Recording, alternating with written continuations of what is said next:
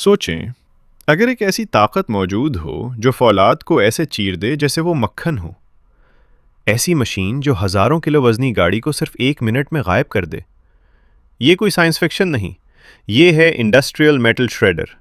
आज आप सिर्फ एक मशीन नहीं देखने वाले, आप देखेंगे ताकत, टेक्नोलॉजी और तबाही का वो इम्तजाज जो इंसान ने खुद तख्लीक किया है। और यकीन माने, जो आप देखने जा रहे हैं वो आपने पहले कभी नहीं देखा होगा। वेलकम टू हिलैरिटी हब, जहां आज हम मैकानी ताकत की आखिरी हद को छूने वाले हैं। ये अमल शुरू होता है इन डिविकल हाइड्रोलिक क्लोज से। ये पंजे नहीं, ये ताकत के हथियार हैं। देखें कैसे ये एक मुकम्मल गाड़ी को ऐसे उठाते हैं जैसे वो सिर्फ एक खिलौना हो।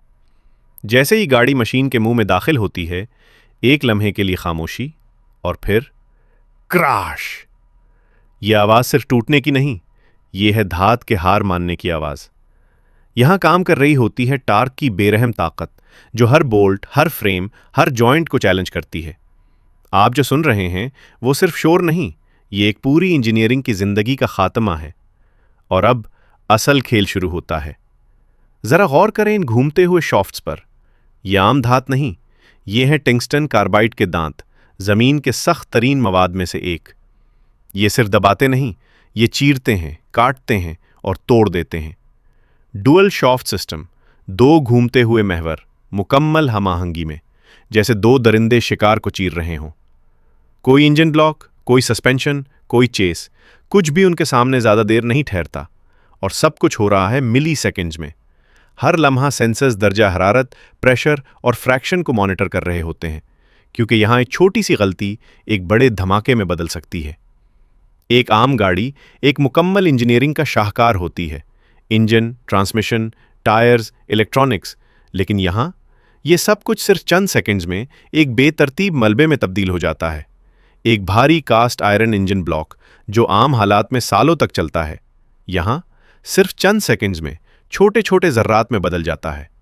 ये सिर्फ तबाही नहीं, ये है ऑर्गेनाइज्ड केओस, जहाँ हर चीज़ टूट रही है लेकिन एक मुकम्मल निज़ाम के तहत।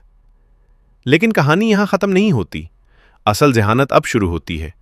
ये मलबा तेज़ी से कन्वेयर बेल्ट्स पर मुंतकिल होता है, जहां हर चीज़ को अलग किया जाता है। ताकतवर मैग्नेट्स लोहे और स्टील को फौरन खींच लेते हैं। हवा के प्रेशर से चलने वाले सिस्टम्स प्लास्टिक, फोम और कपड़े को उड़ा देते हैं। हर चीज़ अपनी जगह जा रही होती है। और आखिर में तकरीबन 99% खालिस स्टील जो दोबारा इस्तेमाल के लिए तैयार होता है। ये सिर्फ रिसाइकलिंग नहीं, ये एक नई जिंदगी का आगाज़ है। ये मशीनें सिर्फ तबाही नहीं करती, ये मुस्तकबिल बनाती हैं।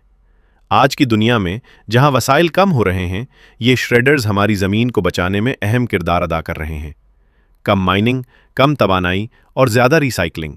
तो अगली बार जब आप एक नई चमकती हुई गाड़ी देखें तो याद रखें, मुमकिन है उसके अंदर मौजूद धात कभी किसी ऐसी ही मशीन के जबड़ों से गुजर चुकी हो।